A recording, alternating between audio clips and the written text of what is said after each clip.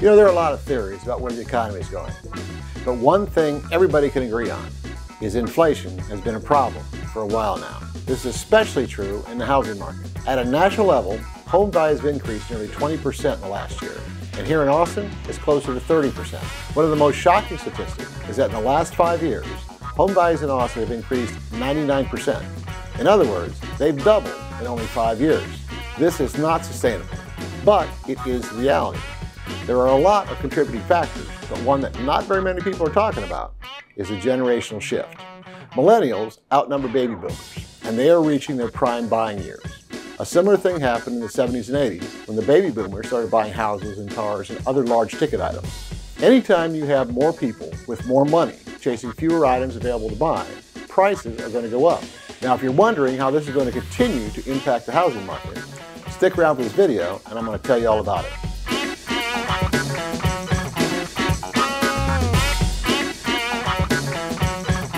Marketers came up with these names to segment the population because, generally speaking, there are predictable buying patterns as people move through the different stages of their lives. Home buying has traditionally been associated with marriage and starting a family. Two things to keep in mind. One, our definition of marriage and our definition of family has changed over time. And two, any assumptions we make to describe an overall age group is never meant to be all-inclusive. Now, having said that, if we look at demographic information from suburban areas, we usually see a higher percentage of home ownership and a higher percentage of married with families. Things like parks, playgrounds, and school districts are important to home buyers in these areas because most of the people interested in these areas have school-aged children living at home. Previous generations tended to form families earlier than the millennial generation. In fact, the current group of people, aged 27 to 42, have postponed home buying, car buying, and those large ticket purchases about 7 years later than previous generations. But what started happening a couple years ago, and is still happening now, is that group of people, aged 27 to 42, have entered the home buying market. There are a lot of them, and they have a lot more buying power than almost all the other generational groups. This is confirmed by a National Association of Realtors report released in March of this year, which showed that millennials make up 43% of all the home buyers, which is the most of any generation. And that is an increase from 37% last year. This report classifies 23 to 31-year-olds as younger millennials and 32 to 41-year-olds as older millennials. 81% of the younger millennials and 48% of the older millennials were first-time homebuyers, which is more than any other group. Older millennials made up the largest generational group of buyers at 25%, with a median age of 36. The next largest group was Gen Xers at 22%, with a median age of 49. The final thing to take into consideration is the household income by generation. The largest groups who are buying homes also have the highest median income.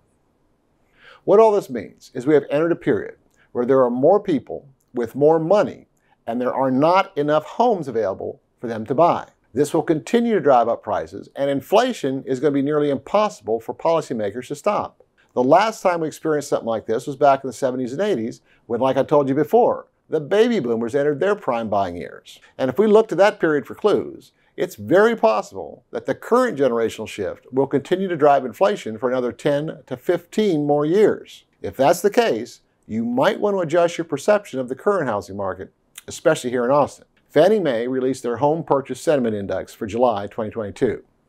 According to this survey, 68% of the respondents think it's a good time to sell a house, and 75% think it's a bad time to buy. Now, for someone like myself, who sees the market shifting in real time, I find the results of this report surprising, but on the other hand, it helps to explain what's currently going on. We have seen a huge increase in the number of homes listed for sale, and many buyers have adopted a wait-and-see approach. They're concerned about the economy and what's going to happen over the next several months. Now, there will eventually be reporting that will confirm everything that I'm about to tell you, but there will be a delay to when that data is going to be available. I pointed this out in several other videos. Transactions that closed this month reflect agreements that took place 30 to 60 days ago. And those same transactions that take place this month won't show up in the reporting until the month is over and the sales data becomes available in another 2 to 3 weeks after that. In other words, I don't need sales reporting to tell me what has already happened because I'm seeing it happen in real time. And everything I'm seeing has opportunity written all over it. Take a look at this. Austin is ranked number 10 in the country for the increase in the number of active listings. For the most part, we've gone from a market where everybody wanted to buy a house, no matter what the cost, to a market where everybody is afraid to buy a house. What this means is there are more houses to choose from, and we are seeing more and more price reductions because sellers are not able to get the same kind of money they got a year ago. Now, if we remember all that I just showed you about the generational shift taking place, which is going to happen whether there's a recession or not, it's going to happen no matter what the interest rates are, it's going to happen no matter what you might think is going to happen in the economy over the next couple of months. This generational shift is happening in spite of everything else.